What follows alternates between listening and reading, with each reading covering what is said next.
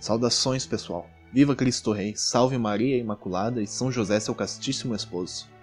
No vídeo de hoje falaremos sobre o que significa o homem ser criado à imagem de Deus e as consequências que nós tiramos disso, as quais incluem a dignidade da pessoa humana, a liberdade e a responsabilidade,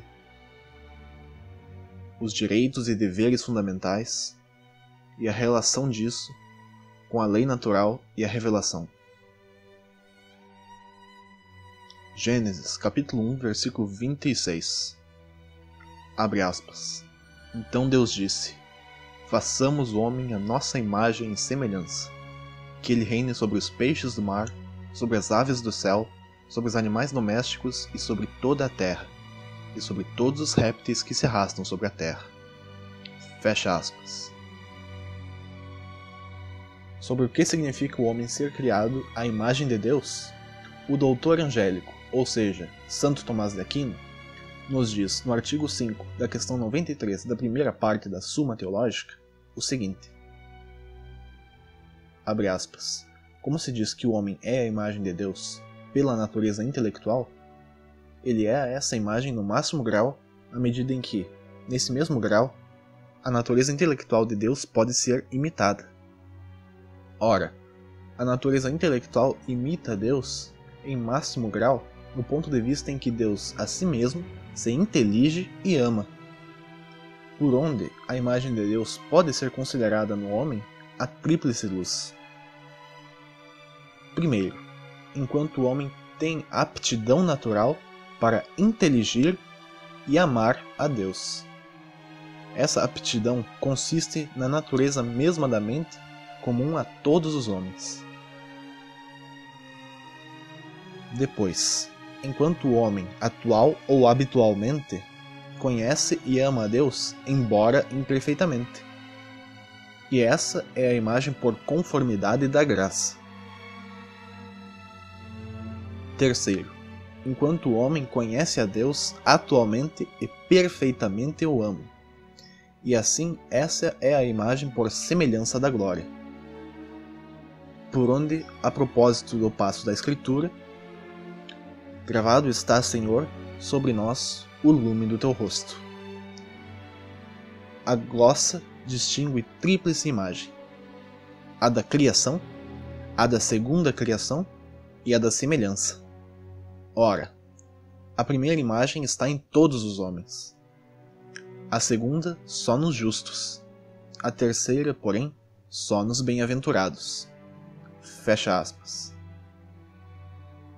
Ou seja, o homem foi criado e todo homem ainda é imagem de Deus, por causa da capacidade de sua alma de inteligir e amar Deus.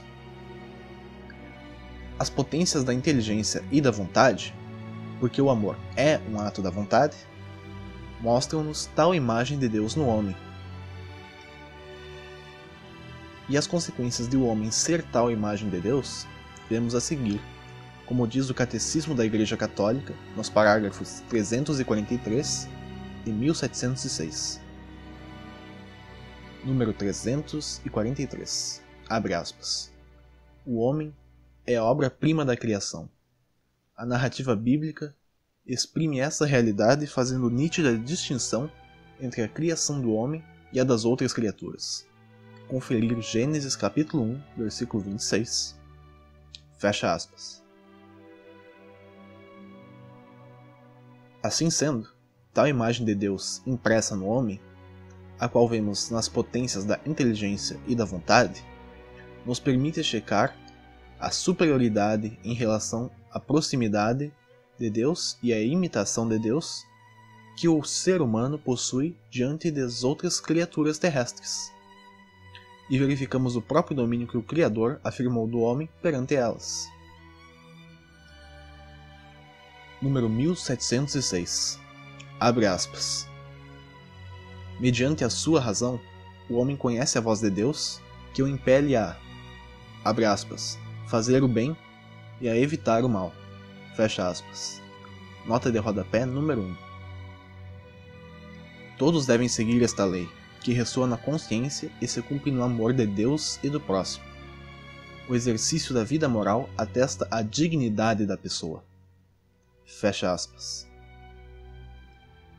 E essa dignidade da pessoa humana é consequência de tal preferência de Deus pelo ser humano na criação, em que lhe deu sua alma racional, mas que também lhe traz responsabilidade diante das outras criaturas, diante de si mesmo e diante dos outros seres humanos. Vemos nos parágrafos 2417 e 2418 do Catecismo da Igreja Católica sobre a atividade do homem com os animais. Abre aspas. Deus confiou os animais ao governo daquele que foi criado à sua imagem. É, portanto, legítimo servirmos-nos dos animais para a alimentação e para a confecção do vestuário. Podemos domesticá-los para que sirvam o homem nos seus trabalhos e lazeres. As experiências médicas e científicas em animais são práticas moralmente admissíveis, desde que não ultrapassem os limites do razoável e contribuam para curar ou poupar vidas humanas. É contrário à dignidade humana fazer sofrer inutilmente os animais e dispor indiscriminadamente das suas vidas. É igualmente indigno gastar com eles somas que deveriam, prioritariamente, aliviar a miséria dos homens. Pode-se amar os animais, mas não se deveria desviar para eles o afeto só devido às pessoas. Nisso, já vemos a responsabilidade presente. E continuaremos a ver também tal responsabilidade do homem diante da moralidade em geral, uma vez que decorre das capacidades intelectivas do homem a sua liberdade. O Catecismo da Igreja Católica nos remete, nos parágrafos 1730 ao 1734, o seguinte. Abre aspas. Deus criou o homem racional, conferindo-lhe a dignidade de pessoa dotada de iniciativa e do domínio dos seus próprios atos. Abre aspas. Deus quis deixar o homem entregue à sua própria decisão. Eclesiástico, capítulo 15, versículo 14. De tal modo que procure por si mesmo o seu Criador e, aderindo livremente a ele, chegue à total e beatífica perfeição. Fecha aspas, nota de rodapé número 2. A liberdade é o poder, radicado na razão e na vontade, de agir ou não agir, de fazer isto ou aquilo, praticando assim, por si mesmo, ações deliberadas. Pelo livre-arbítrio, cada qual dispõe de si. A liberdade é, no homem, uma força de crescimento e de maturação na verdade e na bondade, e atinge sua perfeição quando está ordenada para Deus, nossa bem-aventurança. Enquanto não se fixa definitivamente no seu bem último, que é Deus, a liberdade implica a possibilidade de escolher entre o bem e o mal, e, portanto, de crescer na perfeição ou de falhar e pecar. É ela que caracteriza os atos propriamente humanos, torna-se fonte de louvor ou de censura, de mérito ou de demérito. Quanto mais o homem fizer o bem, mais livre se torna. Não há verdadeira liberdade senão no serviço do bem e da justiça. A opção pela desobediência e pelo mal é um abuso da liberdade e conduz à escravidão do pecado. Nota de rodapé, número 3. A liberdade torna o homem responsável pelos seus atos, na medida em que são voluntários. O progresso na virtude, o conhecimento do bem e a ascese aumentam o domínio da vontade sobre os próprios atos. Fecha aspas. Ou seja, o homem, ao passo que conseguir deixar seus vícios para trás, menos será escravo deles e será livre para praticar o bem a partir de sua própria vontade, que se deixará livremente guiar por Deus, Ele que é nosso fim último, o sumo bem, a própria bem-aventurança. E ao passo que tomamos a liberdade para praticar nossos atos, também devemos tomar a responsabilidade por tais atos voluntários, o peso e as consequências que eles trarão diante da realidade. e a dinâmica entre liberdade e responsabilidade nos faz chegar ao assunto sobre os direitos e os deveres. Sobre isso, citamos o Catecismo no parágrafo 1956, que fala da moralidade que devemos seguir a partir da lei natural. Abre aspas. Presente no coração de cada homem e estabelecida pela razão, a lei natural é universal nos seus preceitos, e a sua autoridade estende-se a todos os homens. Ela exprime a dignidade da pessoa e determina a base dos seus deveres e direitos fundamentais. Fecha aspas. Pela razão, que constitui a nossa imagem de Deus, e nós, pela nossa capacidade intelectiva, temos acesso aos fundamentos envolvendo tais deveres e direitos das pessoas, e nos coloca sobre o que eles envolvem o que foi escrito no Catecismo da Igreja Católica, entre tantos trechos, nos parágrafos 1934, 1936 e 1937. Criados à imagem do Deus único, dotados de uma idêntica alma racional, todos os homens têm a mesma natureza e a mesma origem. Resgatados pelo sacrifício de Cristo, todos são chamados a participar da mesma bem-aventurança divina. Todos gozam, portanto, da igual dignidade. Ao vir ao mundo, o homem não dispõe de tudo o que é necessário para o desenvolvimento da sua vida corporal e espiritual. Precisa dos outros. Há diferenças relacionadas com a idade, as capacidades físicas, as aptidões intelectuais e morais, os intercâmbios de que cada um pode beneficiar-se, a distribuição das riquezas. Nota de rodapé número 4. Os talentos não são distribuídos por igual. Nota de rodapé número 5.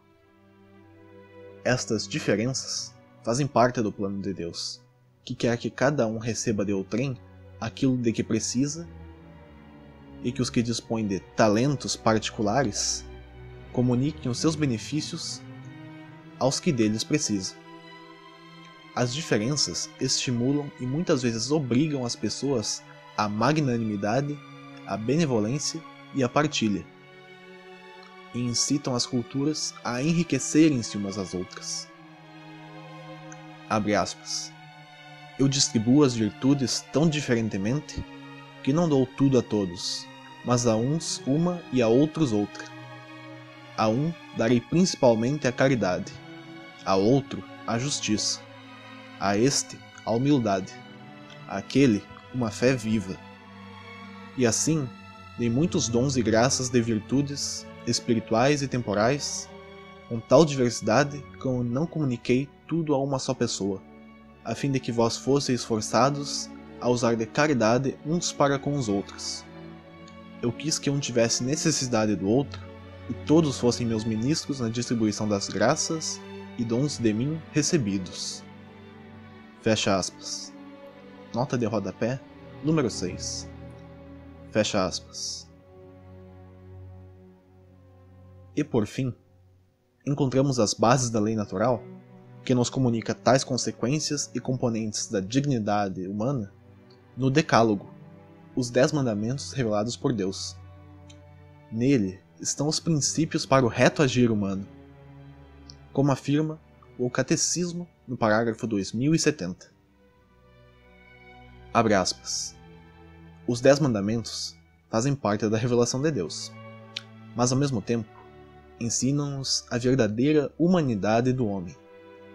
Põem em relevo os deveres essenciais e, por conseguinte, indiretamente, os direitos fundamentais inerentes à natureza da pessoa humana. O Decálogo encerra uma expressão privilegiada da lei natural. Abre aspas. No princípio, Deus admoestou os homens com os preceitos da lei natural que tinha enraizado nos seus corações, isto é, pelo Decálogo. Se alguém não os cumprisse, não se salvaria, e Deus não exigiu mais nada aos homens. Fecha aspas. Nota de rodapé número 7. Fecha aspas.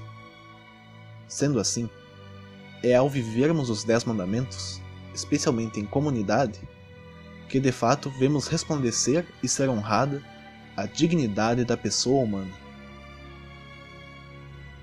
Quanto ao homem ter sido também criado à semelhança de Deus, comentá-lo-emos no capítulo 3 de Gênesis.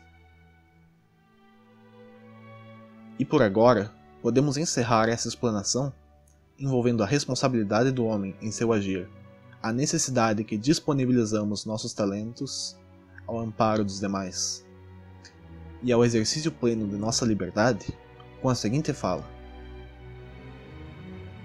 Concluímos que a nossa dignidade é verdadeiramente vivida quando eu e você pomos em prática a lei de Deus, da qual encontramos seu resumo na fala de Jesus em Mateus, capítulo 22, versículos 37 ao 40.